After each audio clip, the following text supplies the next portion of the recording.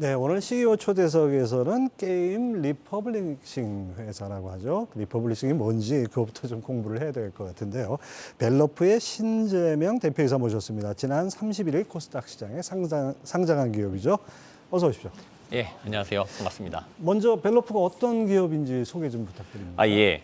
벨로프는 다양한 장르의 게임을 대상으로 이용자 감소나 수익성 저하, 기타 다양한 이유 등으로 지속적인 서비스가 어려워진 게임을 대상으로 개발 소스와 그다음 글로벌 사업권을 확보해서 자체 개발력을 이용해서 게임을 리빌드해서 글로벌 시장에 서비스하는 그런 회사입니다.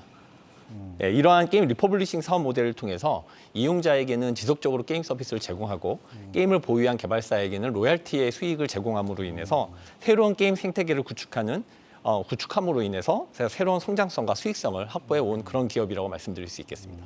그러니까 게임 업계의 플랫폼 같은 역할을 한다 이렇게 보면 될까요? 일종의 플랫폼 사업을 하고 있기도 합니다. 예. 예.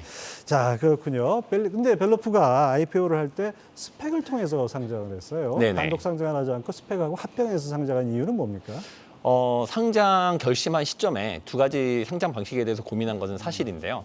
벨로프의 상장 목표는 일단 활발한 사업 추진에 있어서 대신율들을 좀 높이고, 그다음에 상장 시 이제 필요한 경우에 안정적인 자금 확보를 통해서 본격적인 경영을 하는 게 목표였기 때문에 상장 방식은 그다지 중요하지 않다고 판단을 했습니다. 나아가서 당사가 보유하고 있는 리퍼블리싱한 사업 모델 자체를 보유한 다른 회사가 없었기 때문에 네. 아무쪽으로 상대적으로 대내적인 요인이 좀 적은 그러한 상장 방식이 전략적으로 좀 맞다고 판단을 했습니다. 자금의 시장 상황을 고려해 보면 당시의 의사결정은 매우 시의적절한 판단이었다고 생각합니다.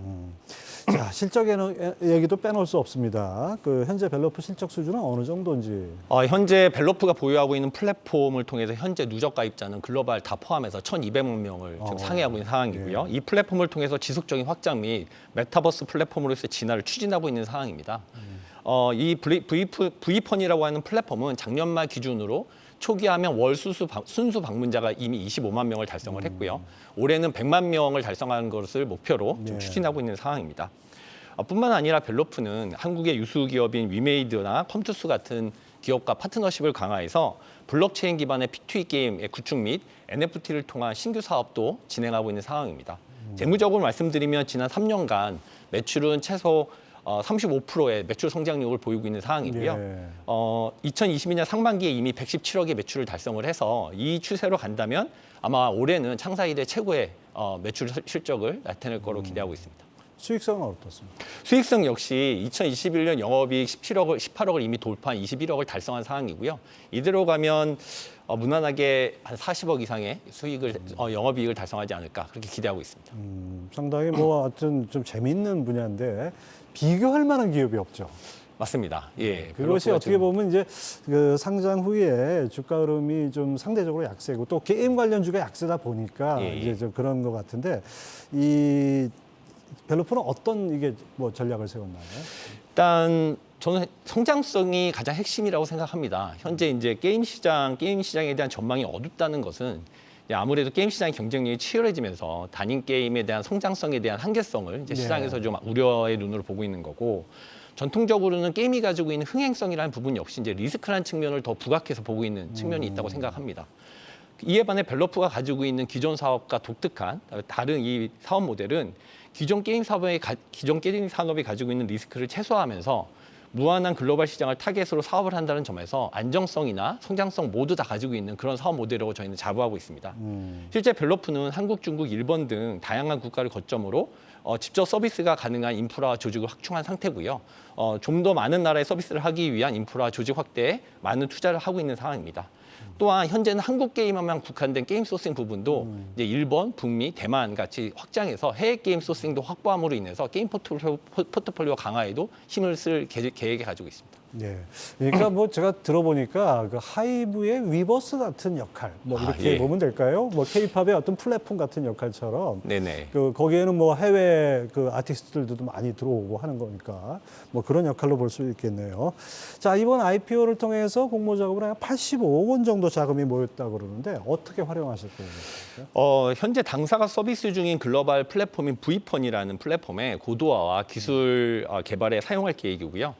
또한 우수한 게임 IP 확보 및 당사의 리퍼블리싱 사업 모델을 강화 차원에서 해외 게임 확보에 많은 투자를 진행할 계획입니다. 특히 미래의 이제 핵심 역량인 벨로프의 서비스 플랫폼인 V폰이 글로벌 서비스 플랫폼으로서 경쟁력을 높일 수 있도록 투자를 아끼지 않을 계획입니다. 네. 자, 상장 후 이제 주가가 좀 시장 상황에 따라서 좀 많이 영향을 받지만은 좀 부진한 상황이었어요. 뭐 비교 대상이 있으면 또 하나의 또 그 벤치마크가 있을 것 같은데 이 주가 흐름에 대해서는 어떻게 보십니까?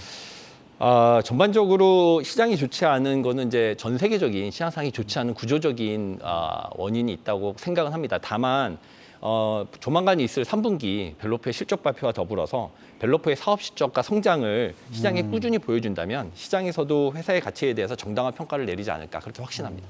자, 이제 상장까지 하셨으니까 정말 명실상부한 우리나라 이제 그 공인된 기업이 됐습니다. 앞으로 경영 계획 있다면? 우선 지금까지 해왔던 벨로프의 소싱 모델은 리퍼블리싱 사업 모델을 좀 강화하고 게임 포트폴리오를 다양하기 위해서 게임 소싱 대상을 글로벌 시장으로 확대해가는 노력을 지속적으로 해나갈 생각입니다. 또한 리퍼블리싱을 통해 확보된 게임들이 서비스되고 있는 벨로프의 플랫폼의 글로벌 플랫폼으로서의 경쟁력을 강화하기 위해서 서비스 인프라 및 조직 강화를 계속 해나갈 계획을 가지고 있습니다. 앞서 말씀드린 대로 2023년 내년 내에 월 순수 방문자가 100만 명 이상 다루는 그런 서비스 플랫폼으로서 발전시킬 계획이 있습니다. 마지막으로 현재 인터넷 시장에 빠르게 변화하고 있는 웹3 시장의 변화에 발맞추어서 벨로프가 확보한 게임들을 대상으로 블록체인 기반의 P2E 게임 개발과 더불어 메타버스 기술을 V폰에 탑재해서 궁극적으로는 가상 현실이 가능한 글로벌 게임 플랫폼으로서 글로벌 게임 플랫폼을 선보일 계획을 가지고 있습니다.